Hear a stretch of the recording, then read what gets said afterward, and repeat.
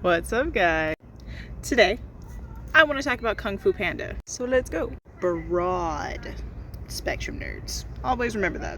So I love Kung Fu Panda. And so does my entire family. And I feel like a lot of people do, and the people who don't like Kung Fu Panda have not watched Kung Fu Panda as an adult. This is my personal belief. Because that movie is like amazing. The way that a lot of old movies are great in how it's for kids, but they're telling stories that are important for anyone to understand. Because, obvious things aside, like the fact that he's a panda and his dad is a goose.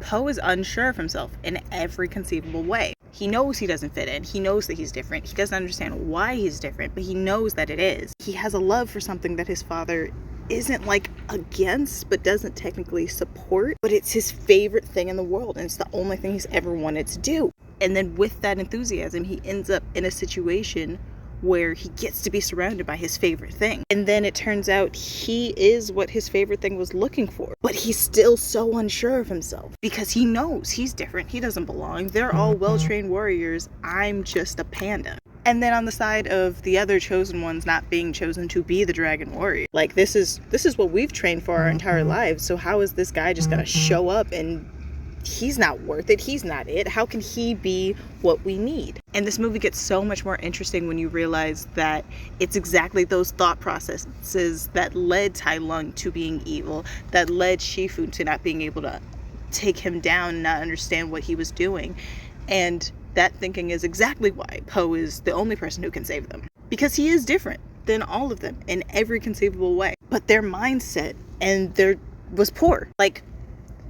You don't have to be a certain type of way or animal to be able to do anything. In this instance, it's Kung Fu, but in real life, it's kind of anything. It doesn't really matter, or it shouldn't really matter what you look like. It should only matter what you are capable of. And you shouldn't let what other people think of you change how and what you feel like you're capable of.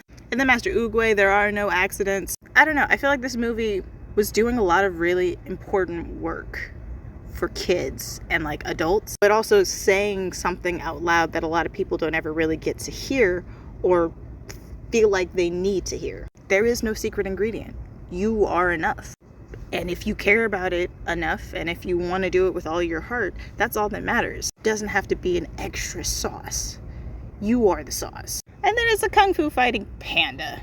You can't really be mad about that. It's so ridiculous. Of course everybody's gonna love it.